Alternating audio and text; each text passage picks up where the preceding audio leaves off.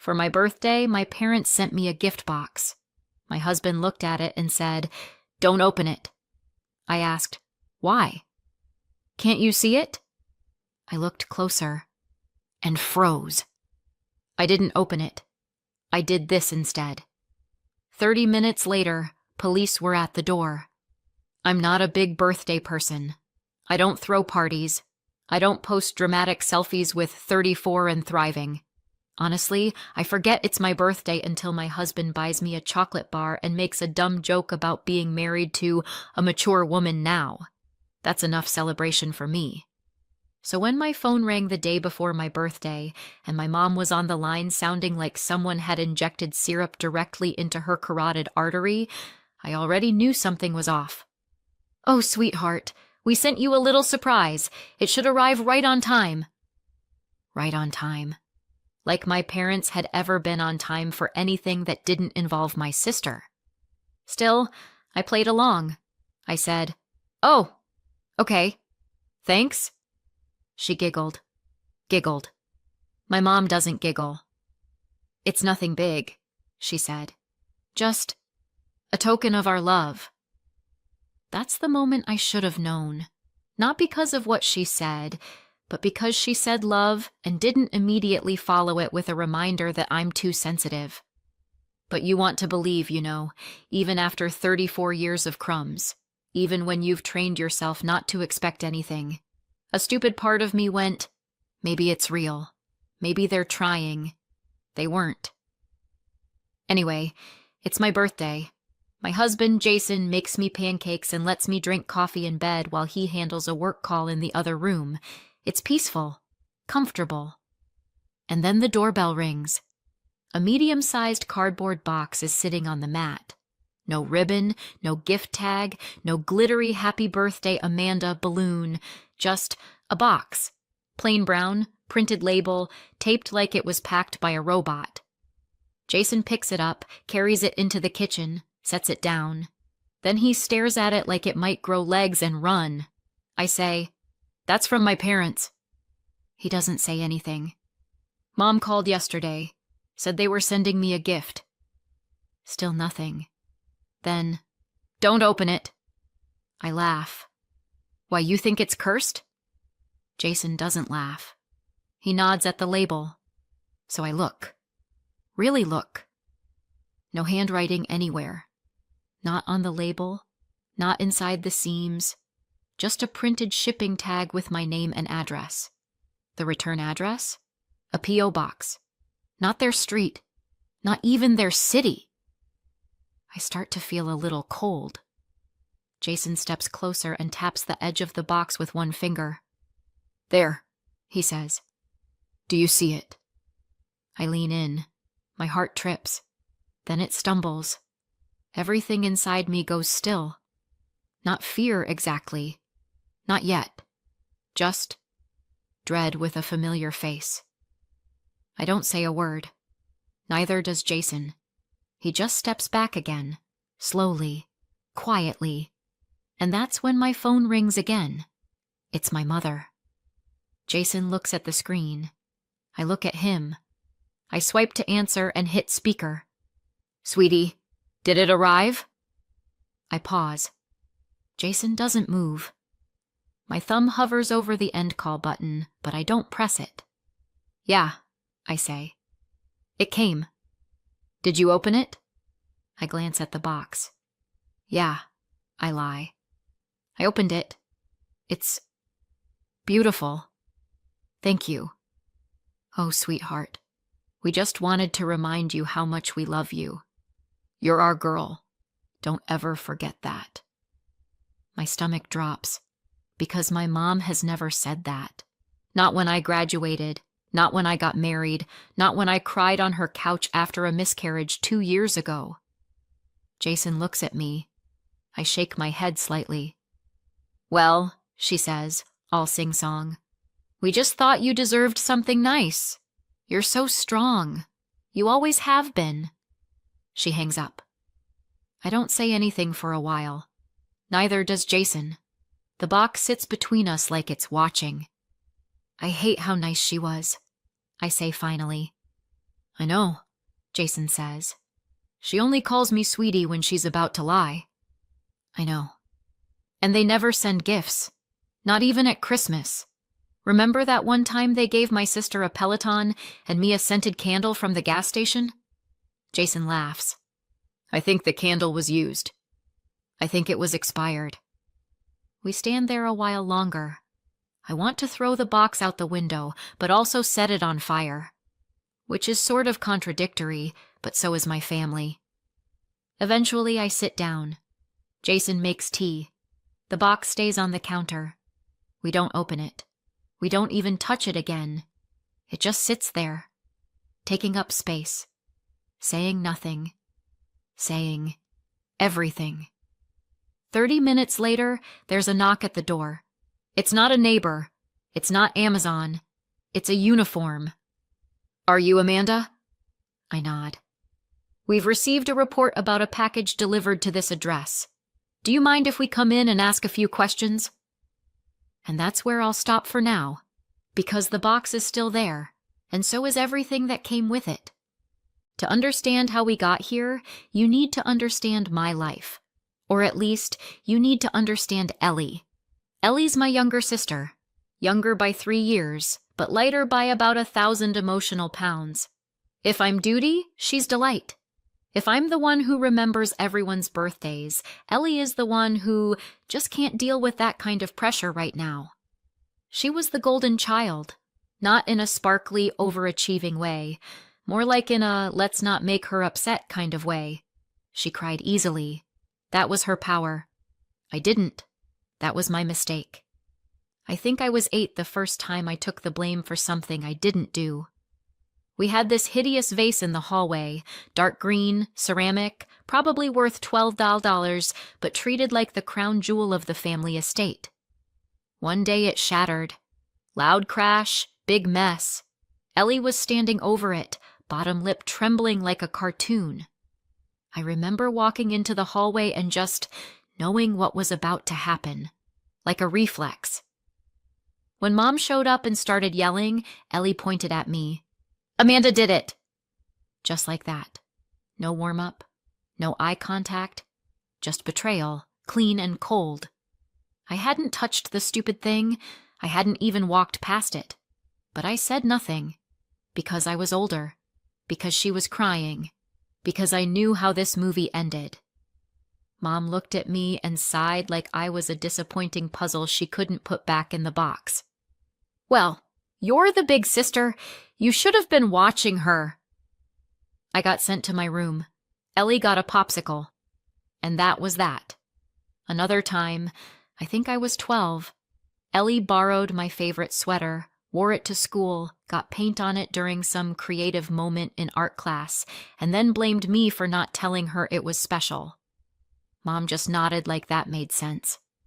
Why didn't you hide it better, Amanda? You know she's still learning boundaries.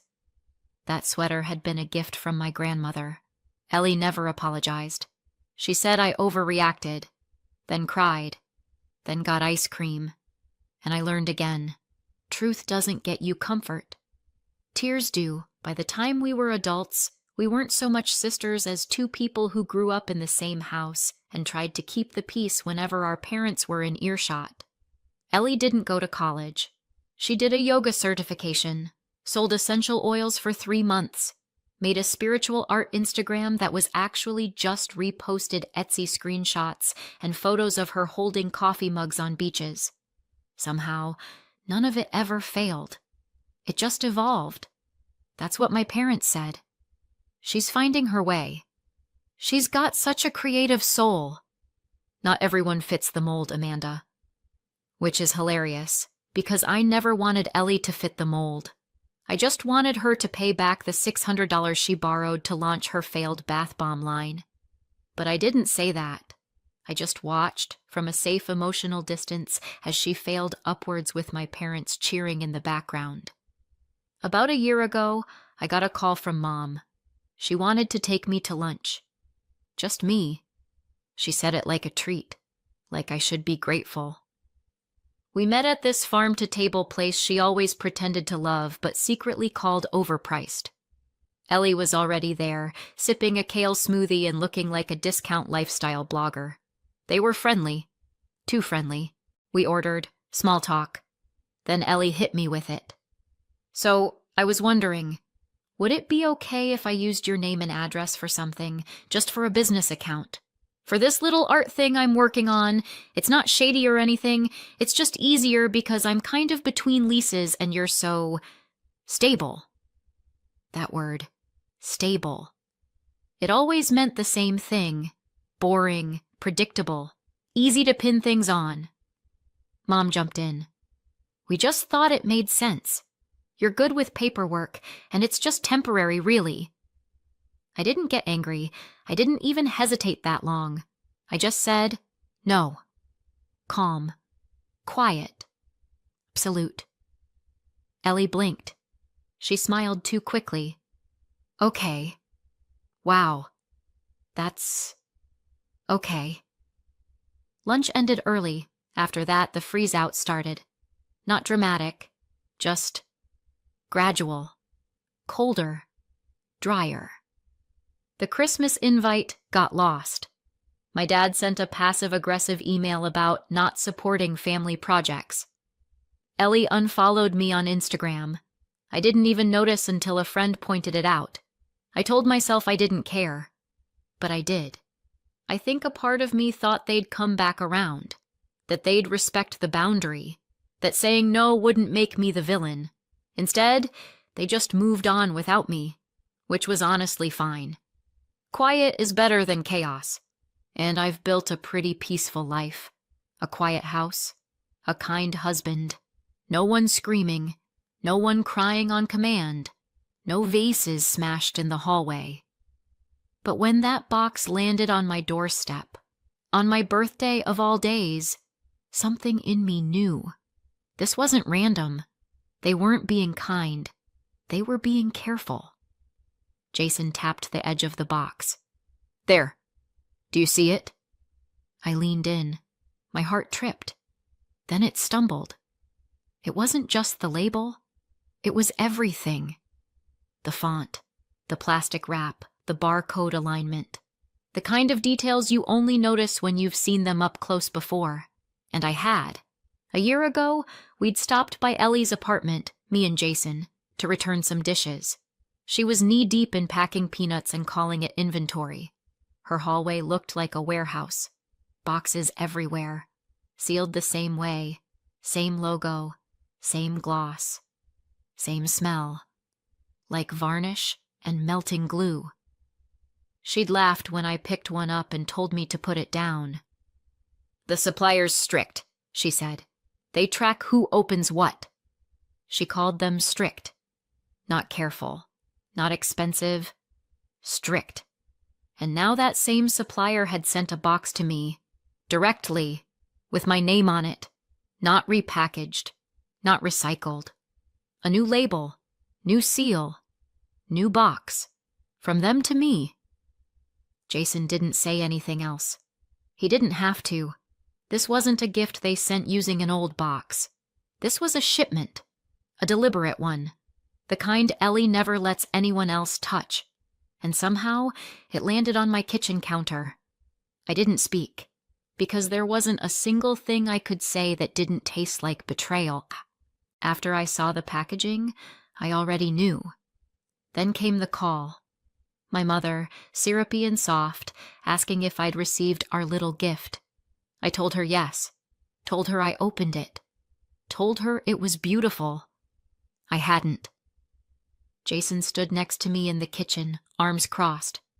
I picked up my phone, tapped record, and set it on the counter beside me. Not out of instinct, not out of paranoia, because I'd already seen the box, because I knew what this was. They weren't sending me a gift. They were sending me a problem with my name already printed on it. The knock came less than half an hour later. I opened the door to a uniformed officer, polite and expressionless in that practiced way. Are you Amanda? I nodded. We received a report regarding a suspicious package delivered to this address. Would you mind if we came in and had a look?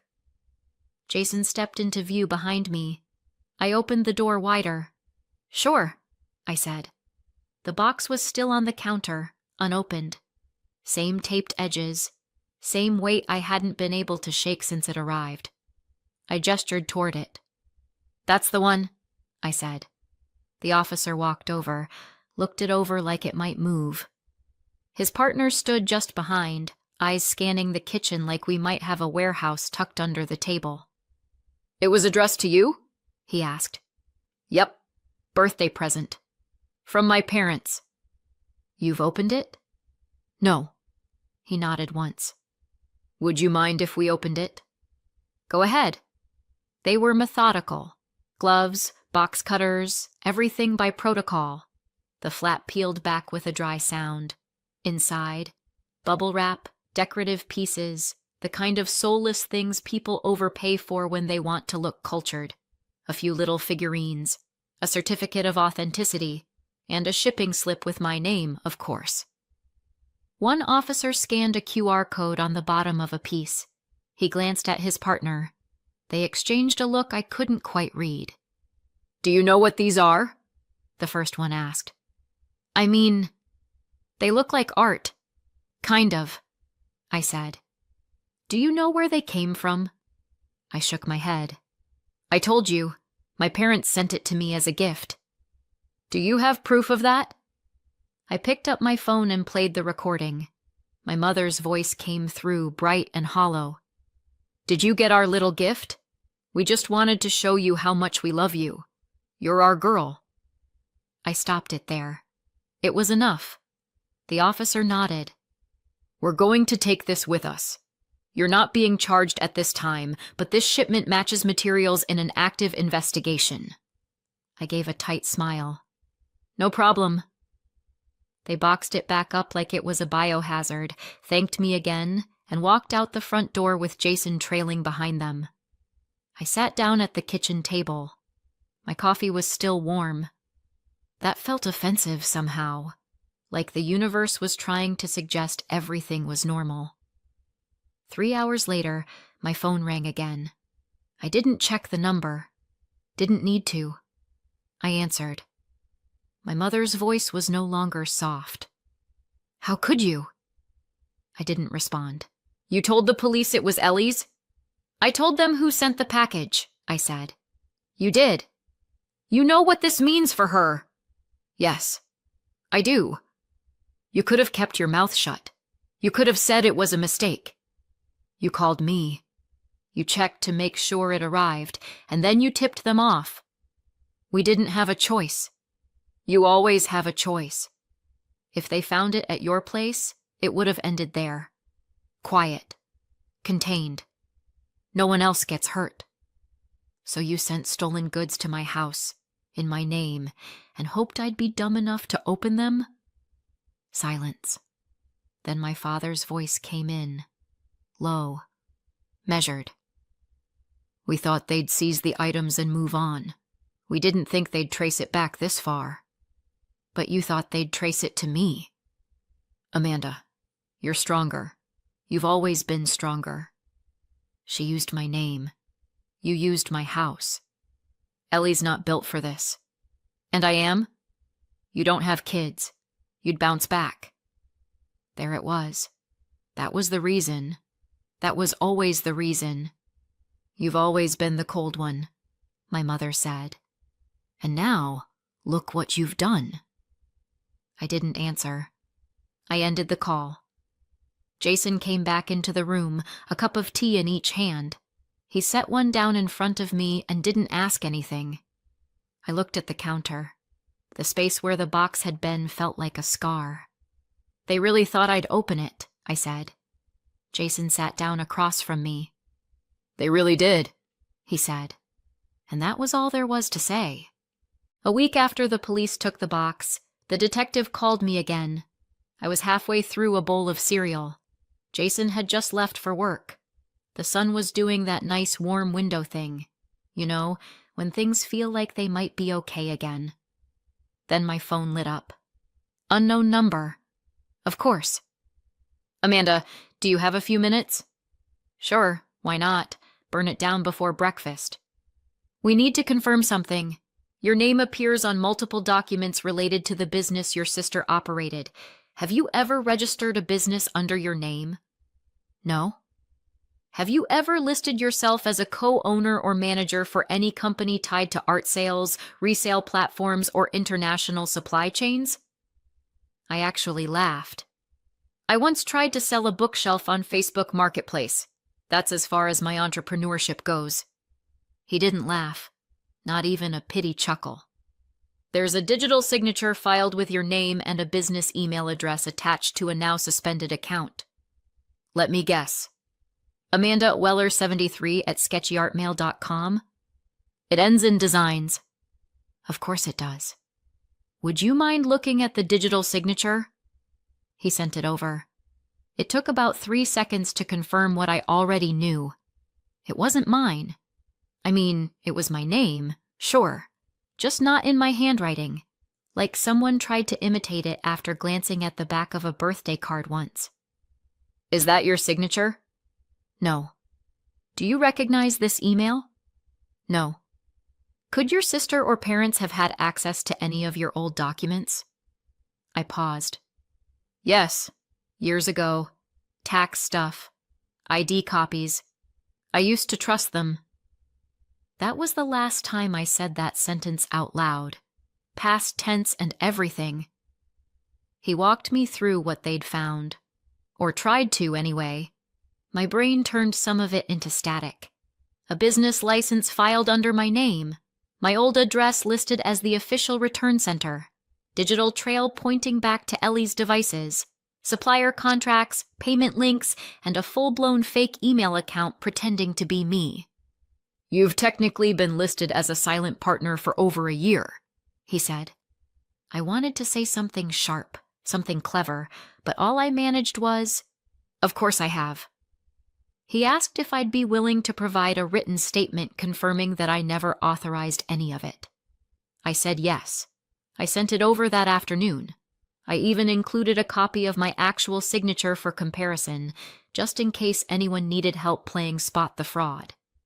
He thanked me for my cooperation and said they'd follow up if they had further questions. That was it. He didn't tell me what would happen next. He didn't say Ellie's name again. Didn't say the word charges. Didn't promise justice. He just thanked me and hung up, which, to be honest, felt more honest than anything else I'd heard in months. After that, there was nothing. For a while. No calls. No questions. Just quiet. Like the world went into buffering. I figured either everything was happening behind the scenes or nothing was, and both were equally terrifying. And then, it all moved at once. Ellie's charges, wire fraud, identity theft, business fraud, import-export violations, being the world's neediest sibling. Okay, I added that last one in my head. She pled out, obviously. 2 years probation. A fine the size of a new car. No business license until halfway to menopause. My parents' charges. Conspiracy aiding and abetting. Pretending they were too naive to know what a scam looked like, they pled guilty. Suspended sentence. Community service. Fines. Their names in the public record. No hiding behind, we're just her parents anymore. I didn't go to the hearing. I didn't need to see Ellie cry in a beige cardigan while my mother squeezed her hand like she was the one on trial for being a misunderstood genius. But I read the transcript. My name was mentioned 12 times. No apologies, not once. Then, because life apparently still had jokes left to tell, they asked to meet. No Ellie this time. Just the two of them. A peace talk over burnt coffee. They picked a cafe near the courthouse. I showed up 10 minutes late and ordered the most overpriced pastry on the menu just to make a point. They were already seated. My mother looked like she was trying to figure out what expression would make me feel guilty fastest. I didn't sit right away.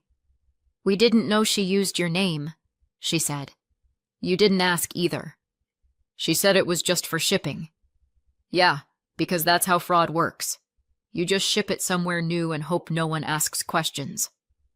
My dad cleared his throat. Always his favorite move when logic runs out.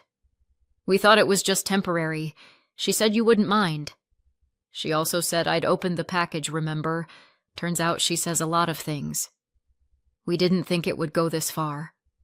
You mean you didn't think you'd get caught? They both went quiet. Then my mom went for the jugular. You've always been stronger, Amanda.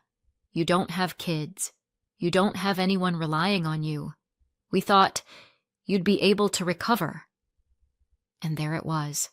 The justification. Polished, practiced, as if they'd said it to each other 100 times already. You offered me up, I said, because no one else depends on me, because you decided my life was easier to lose. That's not what we meant. No, that's exactly what you meant. I wasn't even angry anymore. Just done. I stood up. My coffee was still half full. I didn't take it with me. I hope you both enjoy your community service, I said. Maybe you'll finally learn what real work looks like. That night, I blocked them, deleted every contact, cleared every backup, removed their names from everything that still had an emergency number listed. Gone. Not out of spite, just out of necessity. They don't get access to me anymore. Not even the version they made up. The next morning, Jason brought me coffee. We sat in the kitchen, quiet sunlight pouring in like it belonged to us. You okay? He asked. I sipped. I'm done. He didn't ask with what. He didn't need to. What do you think? Did I go too far?